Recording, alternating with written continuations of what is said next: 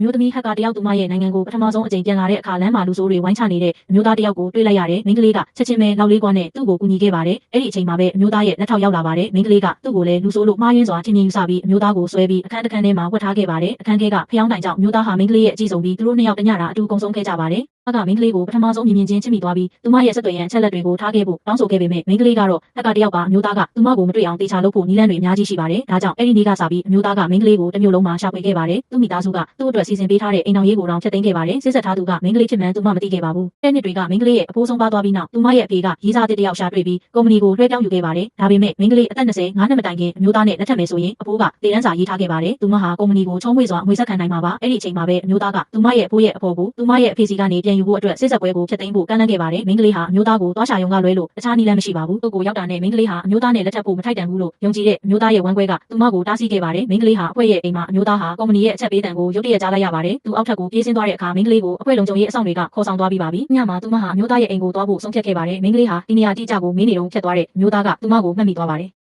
အဲ့ဒီအချိန်မှာမိန်းကလေးကိုလမ်းသွားလမ်းလာတယောက်ကမွေးရကိုင်ပေးဖို့အကူအညီတောင်းခဲ့ပါတယ်။လမ်းသွားလမ်းလာကဖုန်းကင်ဖို့ထွက်သွားခဲ့ပါတယ်။မကြခင်မှာပဲအမျိုးသားကသူမကိုလိုက်မိသွားခဲ့ပါတယ်။မိန်းကလေးဟာထိတ်လန့်သွားပြီးအမျိုးသားကိုမွေးရပေါ်ဆွဲချလိုက်ပါတယ်။အဲ့ဒီအချိန်မှာပဲအပေါ်ကနေစောင်းတစ်ထည်ကျလာပြီးသူတို့နှစ်ယောက်လုံးကိုဖုန်းအုပ်သွားခဲ့ပါတယ်။ထို့နောက်အမျိုးသားသည်မိန်းကလေး၏ဖုန်းကိုယူပြီးသူမ၏ဆက်သွယ်ရန်အချက်လက်များကိုရယူခဲ့သည်။အားသည်မိန်းကလေးအားညစာအတူစားရန်ဖိတ်ခေါ်ခဲ့တော်လဲမိန်းကလေးသည်စစ်ဆက်ပွဲဖြစ်သိမ်းလိုက်သည့်ကိစ္စကိုသာကင်တွယ်ဖြေရှင်းလိုခဲ့သည်။ထို့ကြောင့်အမျိုးသမီးသည်အမျိုးသားအားသူရှိရာနေရာတွင်စောင့်စားရန်တောင်းဆိုခဲ့သည်။ထို့နောက်မိန်းကလေးသည်အမျိုးသား၏အဖွားကိုသွားရှာခဲ့သည်။အဖွားသည်သူမကိုတိတ်ချစ်လိမ့်မည်ဟုသူမမထင်ထားခဲ့ပဲနောက်တစ်နေ့တွင်နှစ်ယောက်သားတွေ့ဆုံရန်စီစဉ်ပေးခဲ့သည်။မိန်းကလေးသည်အတော်ကြာပြန်မလာခဲ့သည်ကိုအမျိုးသားမြင်သောအခါသူ့ကိုထပ်မံလှည့်စားခဲ့မိကြောင်းသဘောပေါက်ခဲ့သည်။နောက်ပြီးနောက်အဖွားသည်အမျိုးသားအားသူ၏ချစ်သူနှင့်နောက်တစ်နေ့တွင်တွေ့ဆုံရန်ပြောကြားခဲ့သည်